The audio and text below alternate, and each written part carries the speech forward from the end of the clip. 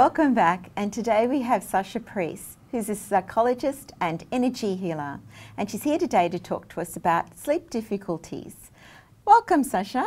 Thank you for having me, Linda. Please tell us more about sleep difficulties. Yeah, so there's lots of different types of sleep difficulties. We've got people who can find it difficult to fall asleep. Other people can find it difficult waking early in the morning. And for others, it might be that they wake multiple times during the night. So lots of different types of sleep difficulties. I guess I'd recommend that people perhaps speak with their GP if they've got initial concerns. But there's also definitely some other options that people can be trying. So I guess today I was hoping to talk a little bit about some energy healing options for people to try if they're having sleep difficulties. So if you can understand that we're all made up of energy, our bodies are an energetic system. So energy healing is actually something that can shift energy within people to help de-stress their system and also to help them to hopefully fall off to sleep in a nice and relaxing, calm way. So that's another option, I guess, for people to be considering alongside some mainstream options that can help with sleep as well. Can you tell me some examples of people who've benefited from energy healing? Yeah, sure. So I guess I know people through energy healing that have achieved some really significant benefits. So one person that comes to mind was a 60-year-old man who had a 30-year history of not being able to sleep all the way through. So he was waking about 4 or 5 times a night. He had 3 energy healing sessions and is now actually able to sleep all the way through, except for waking up once to go to the bathroom, and he was really happy with that. And another lady who actually wasn't able to sleep for about 8 days straight. She had an energy healing session, just one, and actually achieved sleep all the way through for that one night. So, you know, these kind of results are quite significant for people who've had long history of sleep-related issues and even short history. So, yeah. Absolutely. Yeah. And would you have some general tips for people on improving their sleep? Yeah, definitely. So there's lots of things people can try, and I guess it's about finding the individual things that work for you. Having a really good sleep routine, so being able to wind down in the evenings, have a quiet space for people to actually go to bed. Reducing the screen time in the room is really important. Avoiding things like caffeine and alcohol, particularly in the latter part of the day. Yes. So alcohol can actually mean you might fall asleep okay, but you'll tend to wake around 2 o'clock in the morning. So interrupted sleep can happen if you're drinking alcohol, particularly in the evenings, and caffeine as well. So caffeine actually wakes your body up. So you want to actually reduce and calm your body, so caffeine is probably better in the mornings as well. And things like actually trying meditation. So different types of meditations work for different people. So meditations for sleep, there's also things like hypnosis for sleep.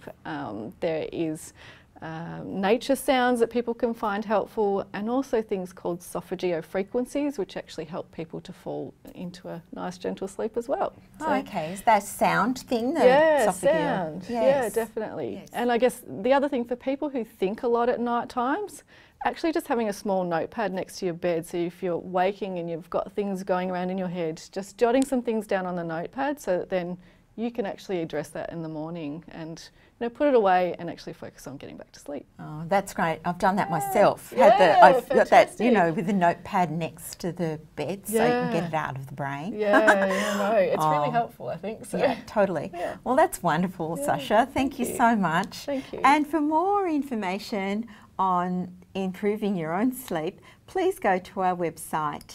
Thank you very much. Thank you. Thank you.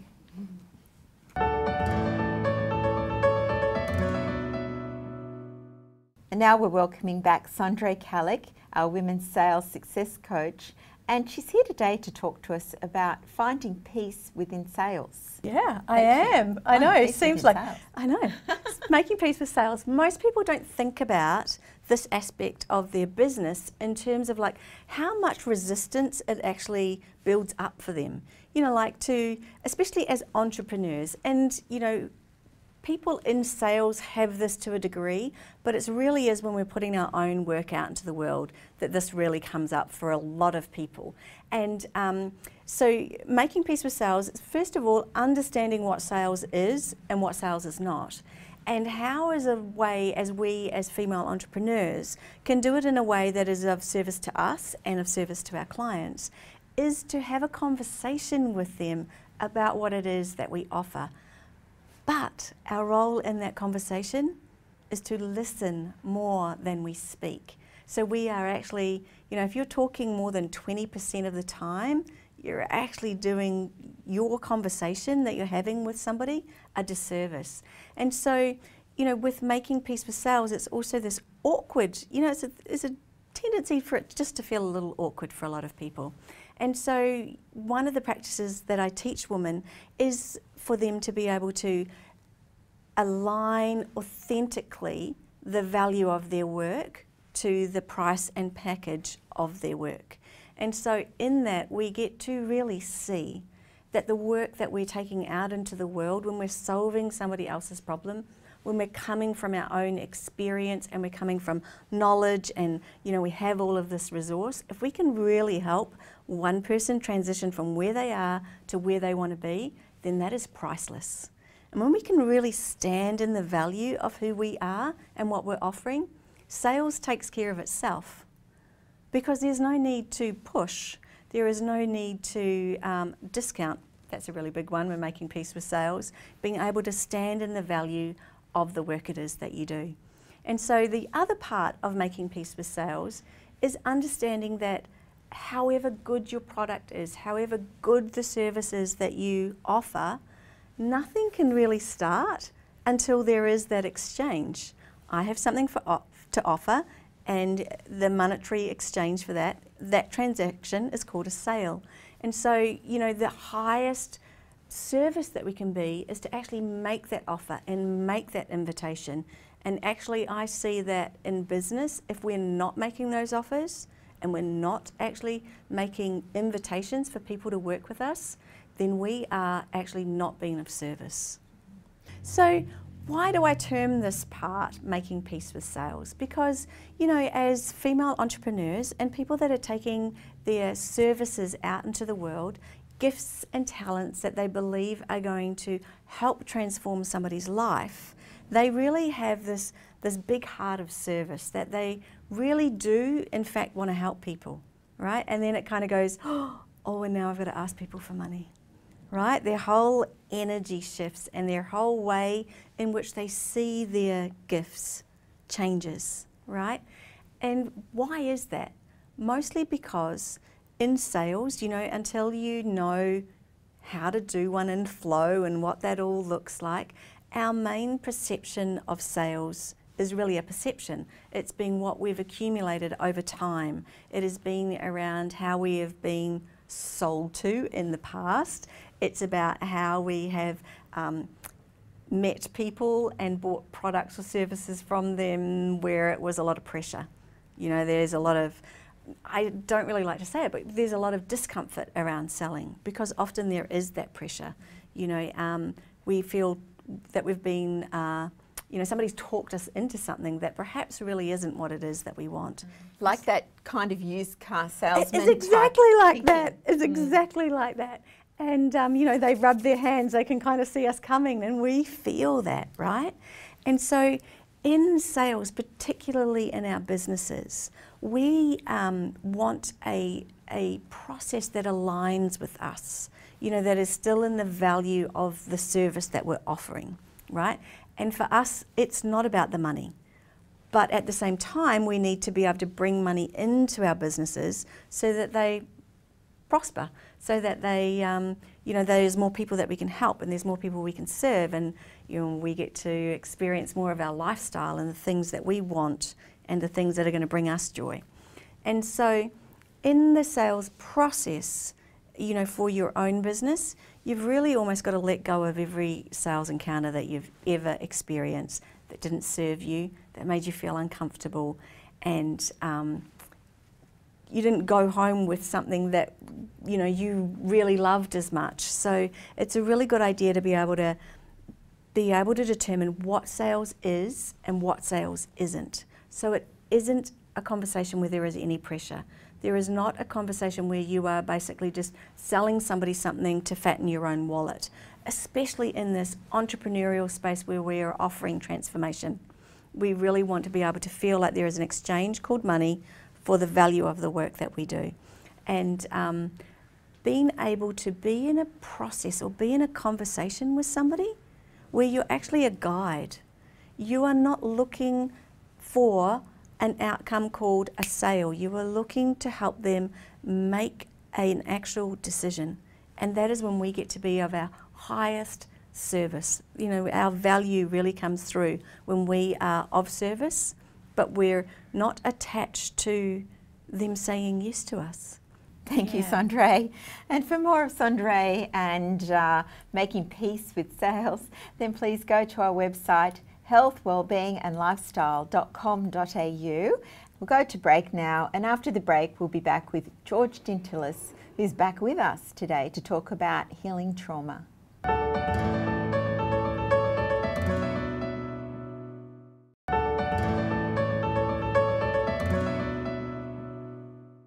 Welcome back, and we have George Dintilis, our somatic psychotherapist, and today he's talking about healing trauma. What is trauma, George? Yeah, big topic. Trauma is and basically an event that happens in your life where you felt like you, even for a second, perceived, even if it wasn't real, that you could have died. If there's one split second, you think, I could die here, that's the shock. That's the trauma. It's just entered your body. Well, your body, your whole nervous system, your whole physical body, organs, everything, you felt like you could actually die for 1 second. And that could happen with a physical trauma. Car accidents are a typical one. When you see a car coming at you, you brace. For 1 split second, your brain thinks, I could die here. And the car hits, you don't die. And then you're left with this shock in the body that sometimes comes out naturally, sometimes doesn't. And if it doesn't, if it stays in your body, it leads to what we call PTSD, post-traumatic stress disorder, where months later you're still rehashing the event. It's like it happened yesterday, and your body can't release it. You can't relax, or you feel heavy, or you start to feel anxious or depressed for no reason, and that's a trauma. That's a physical trauma, so we get a high impact in the body. Then you've got developmental trauma, which is normally the childhood stuff, where you got neglected or abandoned as a child, or abused physically. Sexual abuse is a big one, sadly, but we've got great methods now for healing a lot of that, that's the exciting part, rather than just taking a pill, like I mentioned last time. And sometimes trauma can be something gradual that happens in childhood, where a certain parent puts you down constantly, and it doesn't look like anything much, but 20 years later you're like, weighed down by all this negative thinking, and it's an emotional trauma. That's a developmental emotional abuse, basically, especially if that parent was alcoholic or they had a mental illness, and you had to even support them. A lot of times as a child you have to grow up real quick to support them because they can't even look after you. That's very traumatic, and that can lead to a lot of issues. But it gets stored in your body, and that's the fantastic thing that we've discovered in the last 15, 20 years. It's not just a thinking thing. You can go and talk to someone, talk to a counsellor. That's the best thing to do after a particular event. If something has just happened to you, say a car accident, and you're shaken up by it, or you've had an operation that's shook you up, or because surgery is cutting the person's open, when you're getting cut open, the body thinks it's going to die, because there's a knife coming at it. So that's normal trauma. But if months go by and you're still weighed down by it, and you've all of a sudden all these different things start to happen in your life, reactions, you start getting sick easier, you're not sleeping properly. Normally we can trace that back to a particular event, and you go back to when you didn't have those issues. Normally, almost always, there'll be some major event that happened at that time. Could be a major divorce, a major breakup. That can be traumatic. When your partner you've loved all of a sudden turns on you, very traumatic. Would an example be like somebody has something physical, actual feeling, or a body motion, or a leg having problems, would that be signs of? Yes. Would that be part? Yes, definitely. Trauma? Yeah. Especially if you start getting muscle tensions. Neck is a common one. Legs, psoas muscle, that fight-flight response that we talk about, that lower brain in your body, the sensory motor brain, that needs to release that fight-flight response. So if you think you're in danger, even just for a split second, and you perceive, oh, I might die here, your body wants to save itself. And how do you save yourself? You either run from the event or you fight. And your body's going to want to do one or two of those, or both. If you don't let it happen at the time, because we've got a great intellect, we can block it off. When people feel a trauma, they'll hold their breath, tense up their muscles, and that keeps it in. If you watch an animal in the wild, they won't keep it in. They'll go away and tremble and shake, and it'll come out. But we don't do that. As human beings, we're civilized, and it's great that we've got this intellect, which the animal kingdom doesn't have. But the negative side of that intellect is that we can lock down this fight-flight response. So really what you want to do is allow your body to move and let out that fight-flight response. And it comes out as trembling, shaking, twitches, jolts, which is why it's very important to go to the gym. You've got to go. That's the fight response when you do resistance training or boxing or lifting dumbbells. You need that exercise where your body can feel like it's pushing, and then your nervous system feels like, now I'm safe. I can push away, and your body gets a chance to save itself, basically. Your body hasn't saved itself. You may have intellectually, you may have rationalised, the event happened in the past, and you'll have friends around you telling you get over it, and you think, I can't get, I'm trying to get over it, but you've got all this weight in your body, and what it is uncompleted fight-flight response. So going to the gym is critical. Everyone should be going to the gym and doing something physical. Walking helps, little short bursts of runs. Interval training is great. Even for 30 seconds on a stationary bike, go flat out, and your nervous system can release that flight response, and then it relaxes, and then you sleep like a baby, sort of thing. Right. Yeah, very important. Right. Very important. And what would it be a bit of advice for our viewers about if they did observe trauma or feel it for themselves? Yes, if you've had a trauma, or even watching a movie on TV, a horror movie, and it traumatised you, you've got to come back to your body, because not only is that fight-flight response blocked off, but people dissociate. So people leave their body and they feel like they're living up here, or living to the side of the body if it's a real high-impact problem, high-impact accident, or if you had a lot of bullying at school. You really want to start to come back into your body again. And a good way of that is just to pat your body, to feel it, breathe under your hand, and go out around your whole body, and just start to get a sense of, I'm back in my body. And as you come back into it, you'll get little jolts, little twitches, little shakes. That's good. Right? That's not bad. Doesn't mean there's something wrong with you. That's really good, because your nervous system's finally, that lower brain, is finally getting to, finally relax, shake, shake, shake, relax, shake, shake, shake, relax, and just recover. You get peace of mind comes back, and the weight lifts, because your nervous system isn't trying to run or fight. Very important.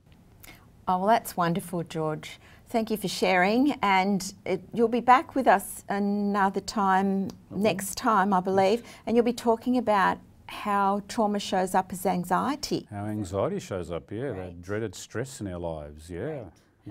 And if you'd like to know more about George and healing trauma, then please go to our website, healthwellbeingandlifestyle.com.au. For now, we'll go to break, and after the break, we'll be back with Kim Townsend, who's here to talk to us about the benefits of play.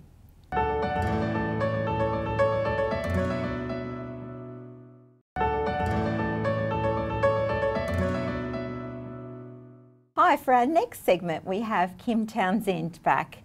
She's here today to talk to us about play. Kim, why play? Well, last time I was here was so much fun, I thought I'd come back and have some more fun.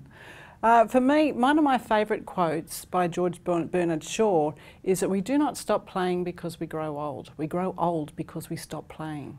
So you think about kids. What do? They're all about play.